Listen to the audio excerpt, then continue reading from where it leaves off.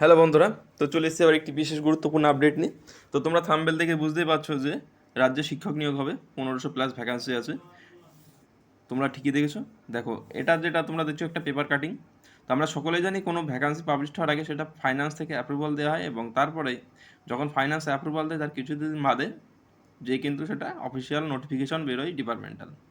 তো তবে এখন এই যে পিএসসির যে অফিসিয়াল ওয়েবসাইটে না দেওয়ার আগে পেপারে দিল, কারণ এগুলো যখন তোমাদের ফাইন্যান্স থেকে আর কি অ্যাপ্রুভাল পাই, তখন কিন্তু সমস্ত নিউজ পেপার যারা থাকে তারা কিন্তু খবরগুলো পেয়ে যায়, তখনই তারা এইগুলো দিয়ে থাকেন। তো তোমরা ভিডিওটা সবাই সম্পূর্ণটা দেখো, দেখলে তোমাদের ডাউট সমস্ত কিছু ক্লিয়ার হয়ে যাবে। তোমাদের যে সমস্ত আর কি ক্রাইটেরিয়াগুলো আছে সমস্ত কিছু তোমরা জানতে পারবে। সে তোমাদের বয়স কত লাগবে হোক বা কত মার্কস লাগবে সমস্ত কিছু।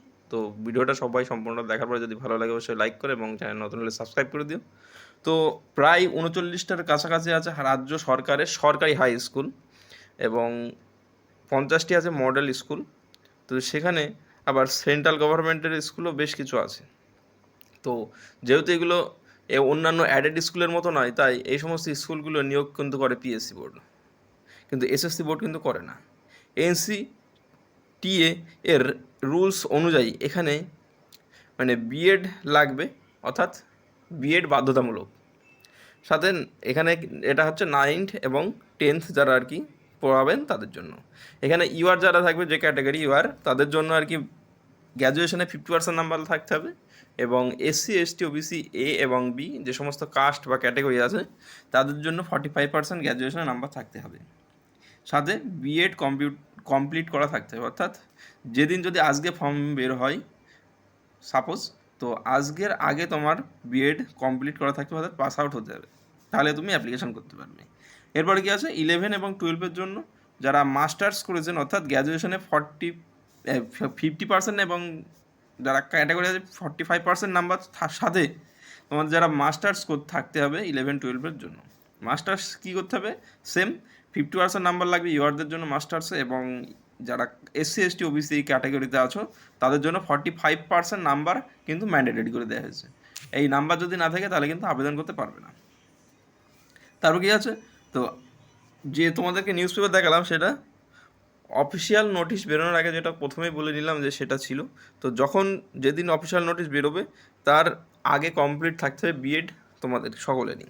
আর আমরা সকলে জানি যে এসএলএসটির মানে উচ্চ প্রাথমিকের যে কোনো পরীক্ষায় বিএড বাধ্যতামূলক এখন। তো সেখানে টেট কোয়ালিফাই কিন্তু কোনো দরকার নেই, যেহেতু পিএসসি এটা নিয়োগ করে, কিন্তু সেখানে টেট কোয়ালিফাই কিন্তু লাগবে না। এটার সাথে টেটের কিন্তু কোনো সম্পর্ক নেই। টেট হচ্ছে প্রাইমারি এবং আপার প্রাইমারির জন্য। তো সম্পূর্ণ আলাদা রিক্রুটমেন্ট, তাই যারা টেট কোয়ালিফাই নয় তারা কিন্তু আবেদন করতে পারবে। তো এটা গেল। তো এই কিন্তু গভর্নমেন্ট অ্যাডেড স্কুল, যেটা প্রথমে বললাম যে মডেল স্কুলগুলো কিন্তু একটি ভালো চাকরি। তো এখানে 1500 ভ্যাকান্সি মানে হিউজ ভ্যাকান্সি। তো সেই জন্য যারা আর কি এই নিয়ে যে সমস্ত আরও যদি কোনো কোশ্চেন থাকে তোমরা কিন্তু জিজ্ঞেস করতে পারো, যতটা পারি আমি আপডেট নিয়ে তোমাদেরকে জানাবো।